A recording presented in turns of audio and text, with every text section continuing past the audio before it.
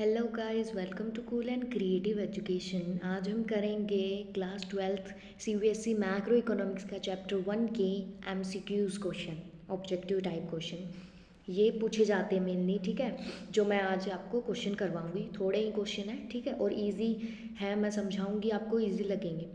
तो स्टार्ट करते हैं। सबसे पहला क्वेश्चन है कि जो मैक्रो इकोनॉमिक्स है वो डील किस चीज़ से करता है। डील क्या करता है, वो डील स्टडी क्या करता है, डील क्या क्या करता है, वो चीज़ें बतानी है हमें, ठीक है। तो इसमें पॉइंट बताए गए हैं, वो आप पढ़ो फिर समझ आएंगे। सबसे पहला ऑप्शन है the level of output of goods and services in the economy. जो लेवल ऑफ आउटपुट है गुड्स एंड सर्विसेज का, वो स्टडी करता है, उससे डील करता है, या फिर जनरल लेवल ऑफ प्राइस से डील करता है, या जीडीपी की ग्रोथ में क्या करता है, इंक्रीजमेंट करता है, या ऑल ऑफ दिस। तो इसका आंसर होगा ऑल ऑफ दिस। कैसे होगा इसका answer all of this?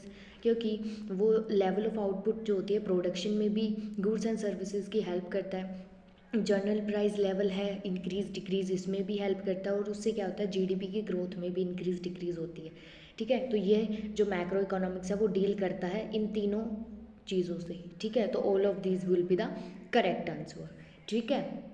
Then second question है study of general price level is a subject matter of. मैंने आपको बहुत अच्छे से इसके scope, significance and difference between macro and micro में बहुत अच्छे से करवा रखा है।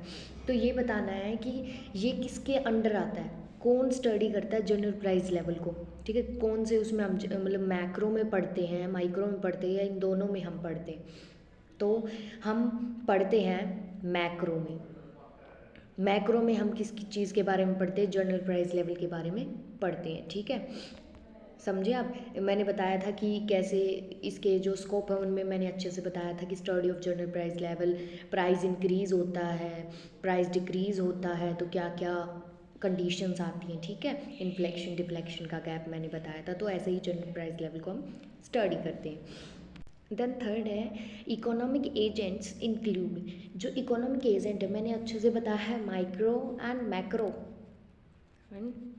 मैक्रो में मैंने अच्छे से बताया है कि इकोनॉमिक एजेंट इसमें क्या काम करता है, इकोनॉमिक एजेंट इसमें क्या काम करता है। तो इकोनॉमिक एजेंट्स हैं, जो भी इकोनॉमिक डिसीजंस हैं वो इसमें जो करते हैं इंडिविजुअल्स लेते हैं, लेकिन जो इसमें होता है इसमें कौन लेता है, इंस्टीट्यूशंस लेते हैं। कौन? इंस्टीट्यूशंस, ठीक है। इंस्टीट्यूशनल इकोनॉमिक एजेंट्स इसमें सारे डिसीजन लेते हैं, इकोनॉमी से रिलेटेड इकोनॉमिक डिसीजंस जो भी हो जाते हैं, ठीक है। देन अब हम स्टार्ट करते हैं। तो क्वेश्चन क्या है हमारा, इकोनॉमिक एज। तो क्वेश्चन ये है कि इकोनॉमिक एजेंट इंक्लूड, जो इकोनॉमिक एजेंट है वो किन किन को इंक्लूड करता है। तो वो गवर्नमेंट को भी इंक्लूड करता है, कंज्यूमर को भी, और प्रोड्यूसर को। ऑल ऑफ दीज इसका करेक्ट आंसर होगा, ठीक है। देन अब फोर्थ है कि aggregate demand is not a dash variable. जो एग्रीगेट डिमांड है वो किसका, इनमें से किसका वेरिएबल नहीं है। तो मैंने बताया था ये मैक्रो का है, माइक्रो का नहीं है, तो ये micro will be the correct answer, okay.